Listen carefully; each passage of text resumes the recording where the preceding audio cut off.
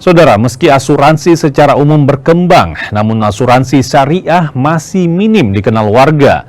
Sosialisasi asuransi berbasis agama Islam ini coba digenjot agar warga semakin paham soal literasi asuransi syariah.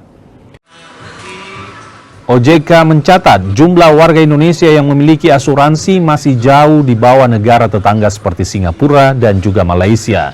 Tantangannya beragam, termasuk literasi keuangan yang masih minim. Khusus untuk asuransi syariah, sosialisasi asuransi berbasis agama Islam ini juga masih perlu ditingkatkan. Momen peringatan Hari Asuransi Sedunia bisa jadi tempat untuk semakin memperkenalkan asuransi syariah. Jadi kalau dilihat dari penetrasi penetrasi di masyarakat Indonesia ya, hanya sekitar 2,5% yang memiliki asuransi. Jadi kalau kita asumsikan dari 100 orang kita temuin paling 2 atau 3 orang yang punya asuransi nih.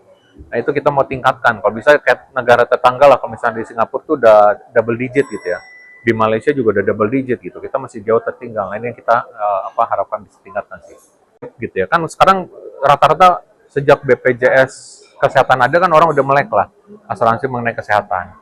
Nah tapi ada lagi yang memang kebutuhan untuk kalau misalnya kayak tadi, ini biaya-biaya kesehatan udah dibayarin, tapi selama misalnya saya perlu ada dana ekstra gitu karena saya terkena terindikasi penyakit kritis, nah ini yang kita bantu gitu. Jadi ini yang kita harapkan dengan ini kita bisa memberikan nilai tambah dari BPJS tersebut gitu.